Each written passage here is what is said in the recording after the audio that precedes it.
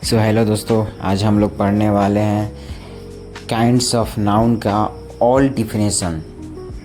5 जो होते हैं काइंड्स ऑफ नाउन, उसमें सारा का डिफिनेशन हम लोग को पढ़ना है। जिसमें पहला हम लोग का प्रॉपर नाउन, जिसका इंग्लिश में डिफिनेशन होता है a proper noun is the name of particular person, place, animal और थिंग।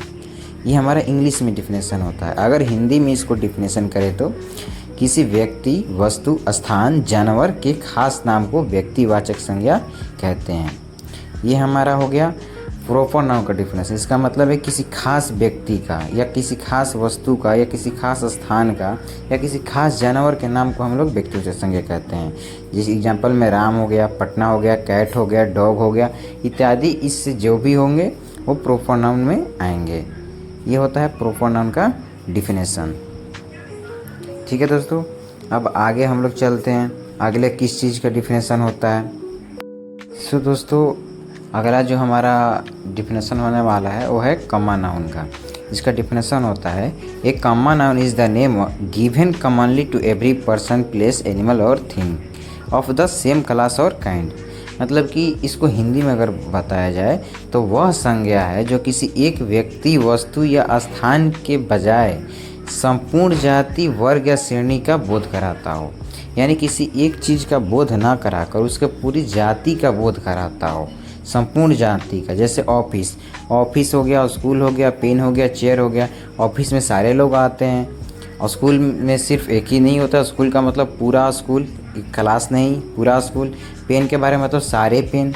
चेयर मतलब टोटल चेयर, जितनी भी जाति का चेयर है, जितनी भी जाति का पेन है, वो टोटल इसमें आ जाएगा। मतलब पूरी जाति का ये बोध कराता है, उसी को कॉमन नाउन बोलते हैं। अब अगला जो डिफिनेशन होने वाला है वो है कलेक्टिव नाउन का, जिसको हिंदी में हम लोग समूहवाचक संज्ञा भी बोलते हैं। इसका डिफिनेशन होता है a collective noun is the name of a number of persons, animal और things taken together and spoken of as one whole. इसका हो गया इंग्लिश का डिफिनेशन। अगर हिंदी में इसको बोले तो यह किसी व्यक्ति, जानवर या वस्तु के पूरे समूह या समुदाय को एक ही नाम से दर्शाता हो। यानी यह पूरे समुदाय का बात करता हो। जैसे में चाबियों का गुच्छा, जिसको हम लोग इंग्लिश में बोलते हैं बंच। बंच में सिर्फ एक ही नहीं, उसके पूरे गुच्छे होते हैं। जैसे लोगों की भीड़, क्राउड में सिर्फ एक लोग नहीं होते हैं, बहुत सारे लोगों को मिलाकर क्राउड होता है। सैनिकों की टुकड़ी यानी आर्मी में सिर्फ एक आर्मी नहीं होता है, बहुत सारे उसमें सोल्जर होते हैं। तो सारे ग्रुप को मिलाकर जो एक बनता है उसी को कलेक्टिव नाउन कहते हैं। तो दोस्तों, अगला होने वाला है हमारा मटेरियल नाउन यानी द्रव्यवाचक संज्ञा। अगर इसका डिफिनेशन देखें तो a material noun is the name of material और सब्सटेंस। मतलब ये थोड़ा सिंपल है।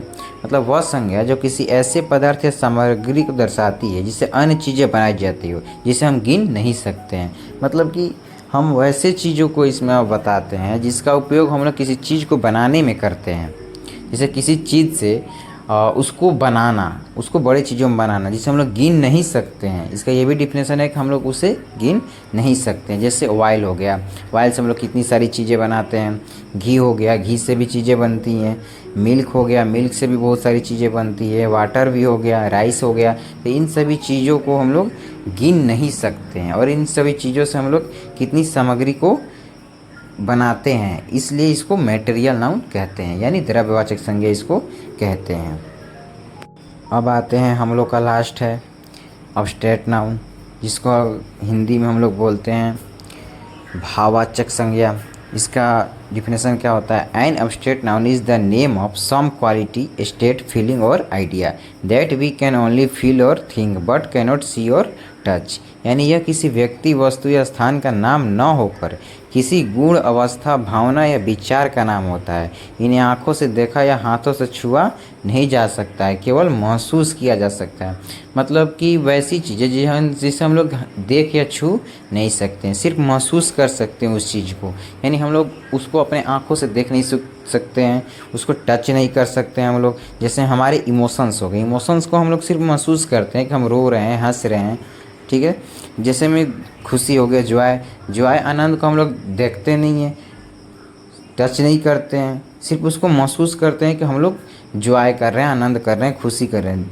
कोई दुखी में होता है तो उसको भी हम लोग सिर्फ महसूस करते हैं। प्रेम हो गया, गुस्सा हो गया, यहीं पर हमारा ये चीज़ समाप्त होता है। सो दोस्तों, आप लोग को अगर ये वीडियो अच्छी लगी हो तो आप लोग को एक लाइक, कमेंट और शेयर ज़रूर करिएगा, और आप लोग को बताइएगा कि ये जो हम बताएं आप लोगों को समझ में आया है कि नहीं आया है, क्योंकि संपूर्ण ग्रामर 5 मिनट में हम लोग करा देते हैं। मतलब कि ये 5 मिनट में टोटल हम करा दिए हैं पूरा काइंड्स ऑफ नाउन। तो आप लोगों को अच्छा लगा हो तो एक लाइक और सब्सक्राइब तो ज़रूर करिएगा चैनल को। Thank you for watching.